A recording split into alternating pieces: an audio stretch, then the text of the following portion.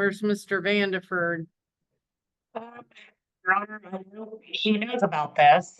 Amy sent him a lot of correspondence. And then I've also sent him correspondence, not as of the past few days, just because I was out of the office. I'm happy to call him super quick to see where he is. Okay. If you would That- like. Yeah, that'd be great. Okay. I Did will. you see his last email? I've requested an SF-50 from the Office of Personnel Management. Yes, I told him we couldn't settle till I had his retirement information. Right. And so that's what that is. But I still need a little bit of information from him. So in order to make sure that I have all of his retirement information. Okay. So let me give him a call real quick, Judge. I apologize here. No, that's all right. It's not your fault. I'm here. Okay. All right. I'm sorry, I have spinning dials on my computer. You have what? Just a spinning dial on my computer. I can't get into Zoom. Okay. We're going to go on the record in Lori Lynn, excuse me, versus Timothy Vanderford. It is 2023 DM 177. Miss Lynn is represented by Miss Hesse. Mr. Vanderford was represented by Mr. Andrews, who withdrew prior to the last hearing, which is why, Mr. Vanderford, I need you to show up to represent yourself at each and every hearing. I was advised on 3/13 of 25 when Mr. Vanderford did not appear, that there were still outstanding discovery responses and the court wasn't certain whether or not Mr. Vanderford was going to hire a new attorney or represent himself, because we have a trial scheduled next week, April the 1st. Well, I think it's, let me see here. Yeah, April the 1st and 2nd. So, I advised Ms. Hesse to do,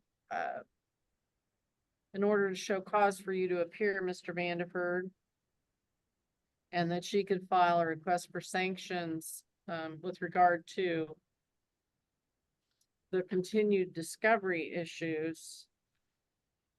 We were advised that possibly you'd reached a settlement and that Ms. Hesse could actually prepare an order. But I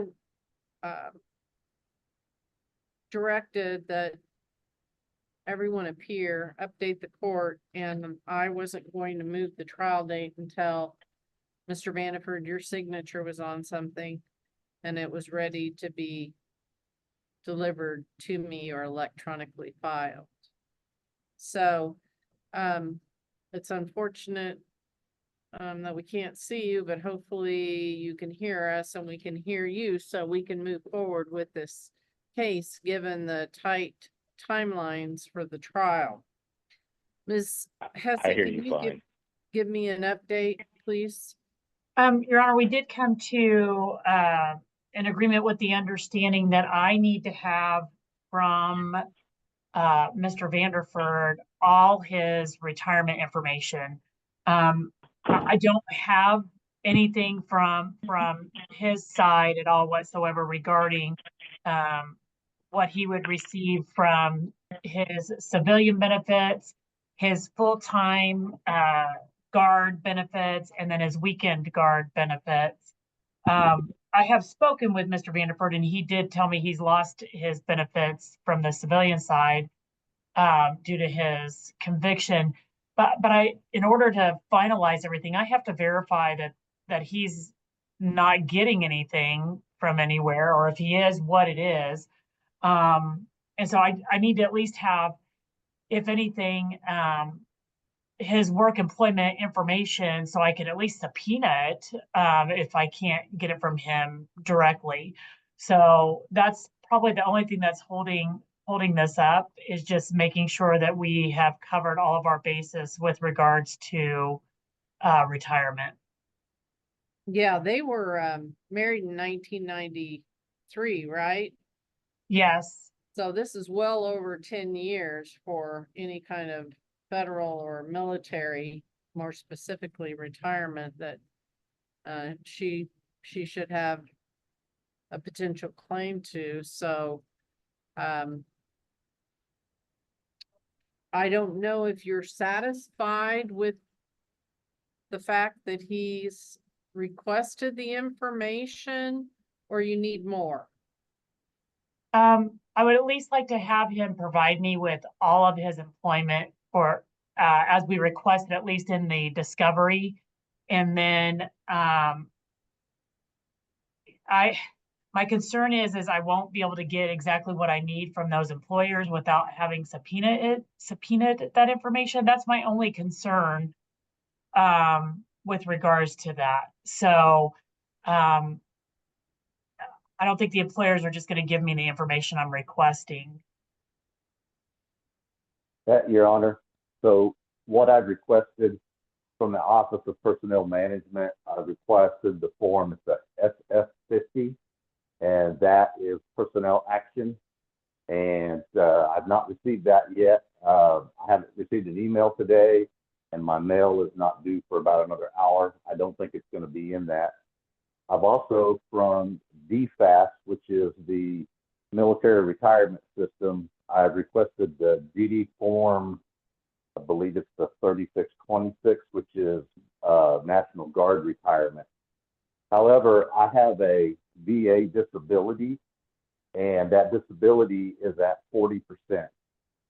So the way that works, to my understanding, that I will not get my military retirement because of that VA disability.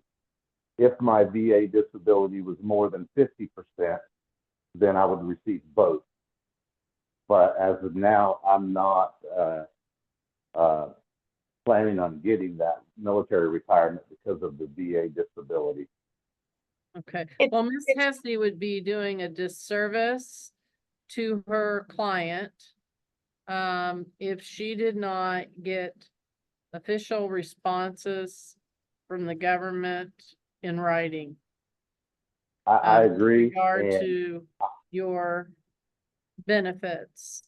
And sometimes military and federal benefits can get sort of convoluted, and she really needs to see something in writing. But if she doesn't have a list filled out that she asked for in discovery of where to go to retrieve the information, it's going to take her, it's going to take her noticing you up for deposition and a lot more activity by the court to get that done. So I need to Okay, know, I Ms. can- Hesse, exactly what you need today so that I can order it. I would like him to provide us with, per our interrogatories that we sent to him, anything regarding his employment, his bank accounts, and his retirement.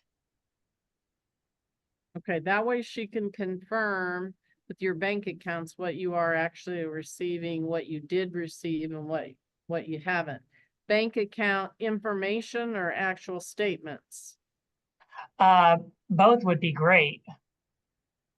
For what time period? We can go back for the past year would be sufficient, because it should at least give us the information we need for showing his disability pay, and if anything's changed. And if he's received any other benefits. Mr. Vanderford, is there some reason why you can't complete those interrogatories that should be pretty self-explanatory, that you can just hand write your responses to? I have those done. I have them Okay. right in my hand right now. If you give me an address today, Ms. Effie, I'll bring those by. Okay, Okay, perfect. I will send you an email, for you to be able to do that. Okay. Okay. well, I just don't think that those forms that I requested that will show those benefits will be available by the 1st of April.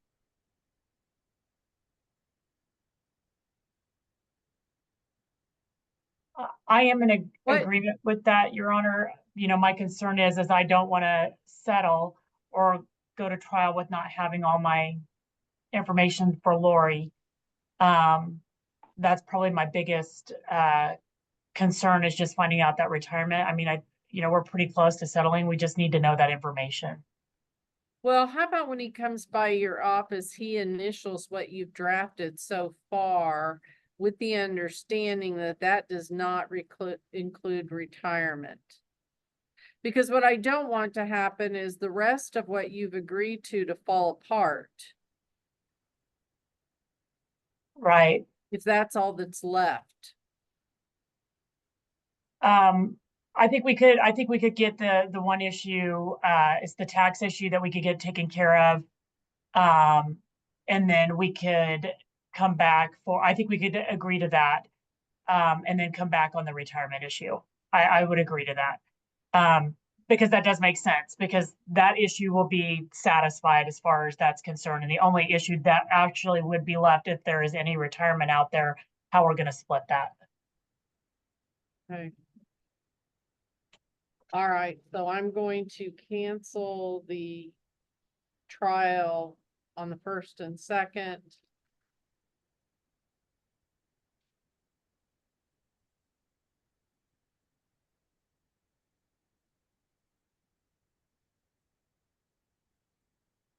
And then, April 24th, I'm gonna set this for a status.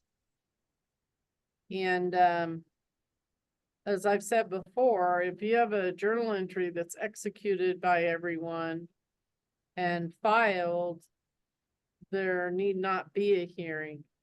But, otherwise, I think, Mr. Vanderford, I'm gonna need you to appear at the courthouse so that we make sure that you can participate.